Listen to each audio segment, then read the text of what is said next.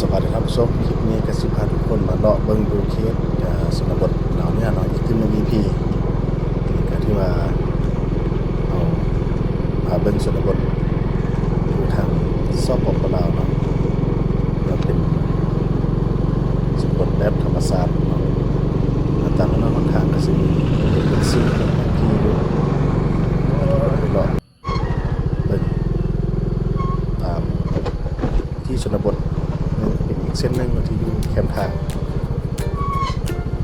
สองข้างทางก็ยังมีหินอ่างธรรมศาสตร์เนาะเงินกับมูลหญ้าเป็นพื้นที่ชนบท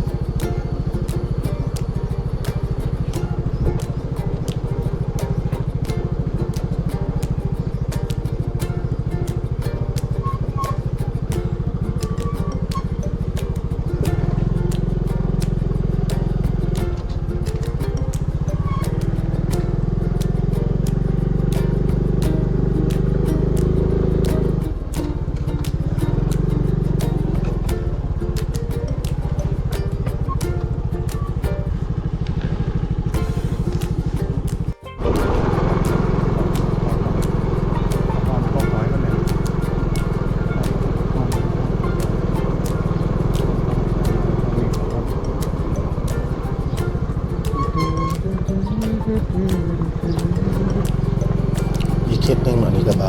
นหนึ่งอันนี้ก็เคสบานนอกเนาะบทเราเนี่ยเลี้ยงไก่เลี้ยงเนี่ยตามทางเลยแล้วเนาะแต่บานปล่อยเป็ดไปไกลไปเลยเงินก็จะออกทางเดิมมันจะไม่เดินเนื่องเนาะเป็นเงินวิลาก็โดยดินบล็อกแต่ว่าก็ยังสร้างกินอายของธรรมศาสตร์คือเก่าทางก็ยังเป็นทางดินเทศบาลบ้าน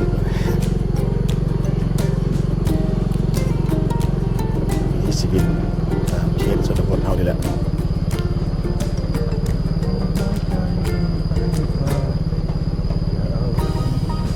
อ้อมเนี่ยก็เบื้องหลังคือพอดอดีตสมัยตะกี้ยังมีให้เห็นอยู่เนาะทางนี้เป็นสปปลาวเฮา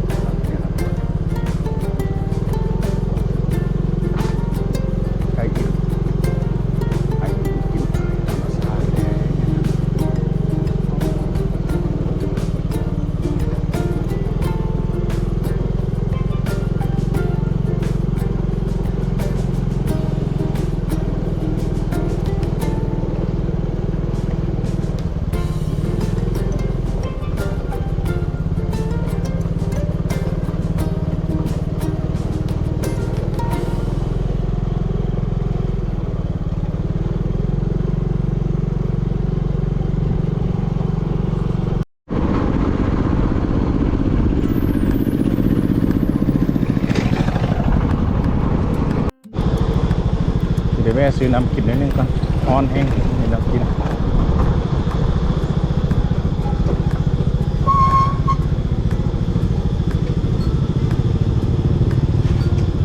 ขอบคุณ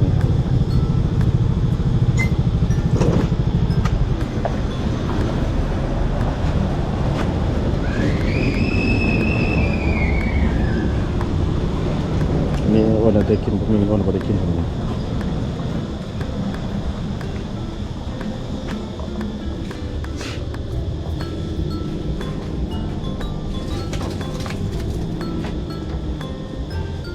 ได้นี่นะ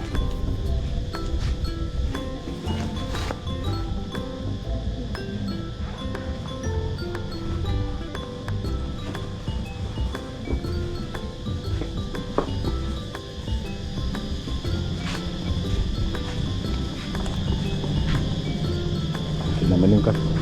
แล้วก็